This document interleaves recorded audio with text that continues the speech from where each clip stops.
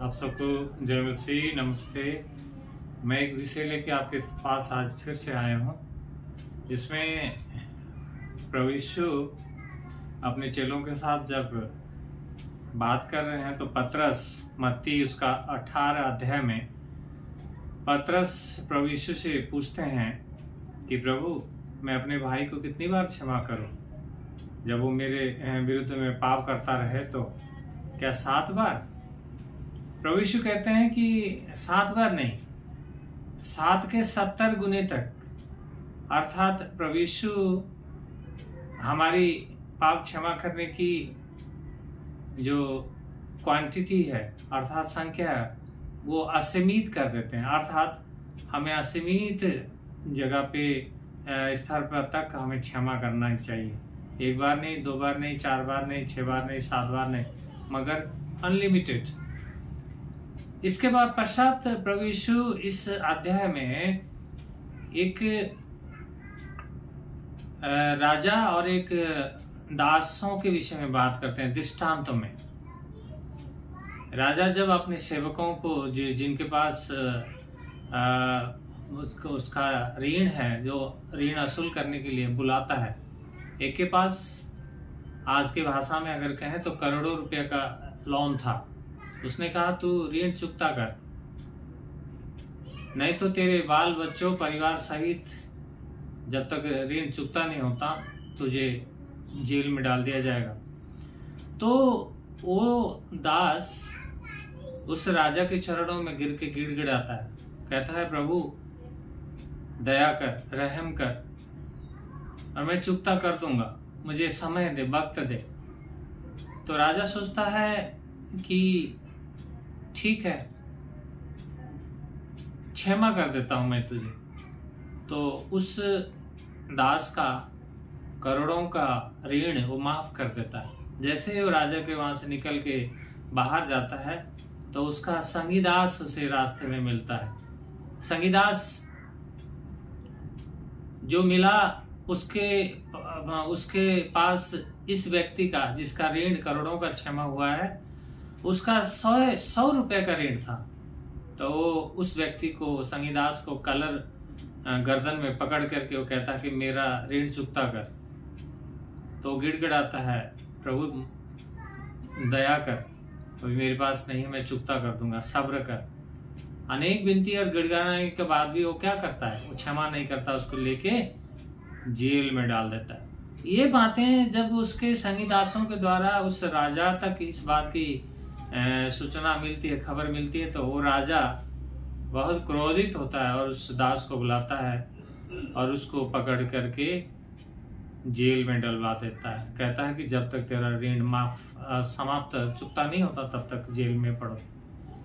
अर्थात प्रभु यीशु इस दृष्टांत के द्वारा हमें एक बहुत बड़ी शिक्षा देना चाहते हैं। वो शिक्षा ये है कि पिता परमेश्वर के विरुद्ध में जो मनुष्य ने पाप किया, जो हमारा पाप का अगर लेखा है, अगर उसकी अगर गणना की जाए तो हमारे पापों का हिसाब करोड़ों में पहुंचेंगे और करोड़ों का हिसाब हमारे विरुद्ध में होगा। क्योंकि उस पाप का जो ऋण है हम कभी चुकता नहीं कर पाएंगे। हमारे मनुष्य के अपनी सामर्थ्य से, अपने कोशिश से, अपने लगन से, अपने कार्यों से वो कभी चुकता नहीं कर सकता। अर्थात परमेश्वर अगर दया ना करे, क्षमा ना करे, तो हमारा पाप कभी क्षमा नहीं हो सकता। यीशु मसीह ने यहाँ पे एग्जाम्पल दिया, उदाहरण के द्वारा उन्होंने समझाया कि परमेश्वर पिता कितना दयालु है। वो अपने लोगों का, वो मनुष्यों की जातियों का पापों को क्षमा करने के लिए तैयार है। मगर मित्रों, आज समस्या क्या है?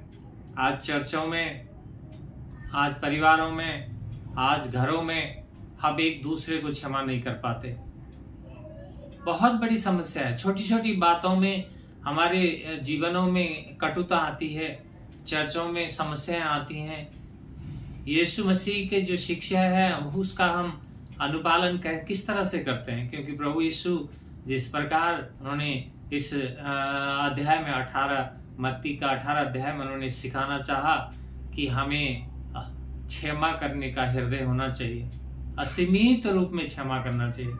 लेकिन आज की समस्या क्या है? आज चर्च में, आज परिवारों में, आज हमारे समाजों में हम छोटी छोटी बातों में हम एक दूसरे को क्षमा नहीं कर पाते।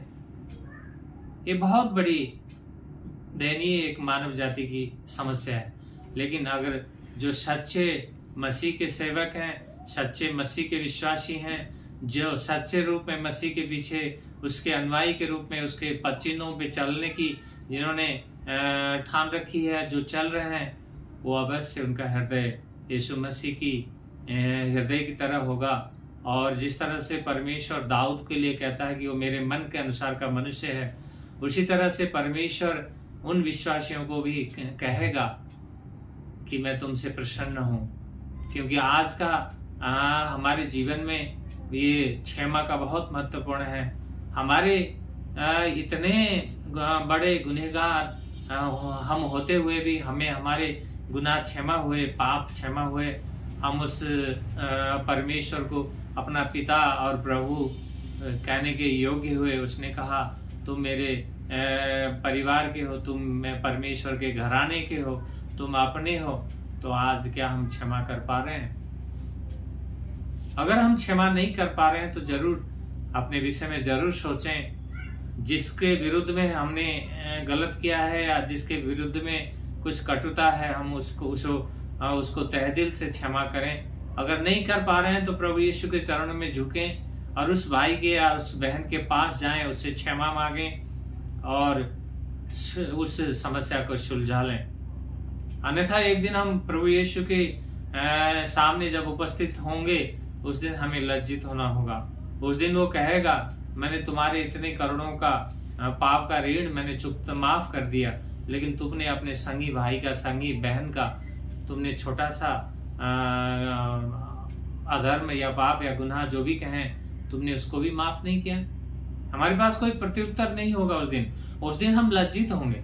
इसलिए मित्रों, समय है, वक्त रहते हुए ही हम अपने जीवन को परमेश्वर के चरणों में लगाएं, क्योंकि इस संसार का जो नियम है वो तो बहुत खतरनाक है।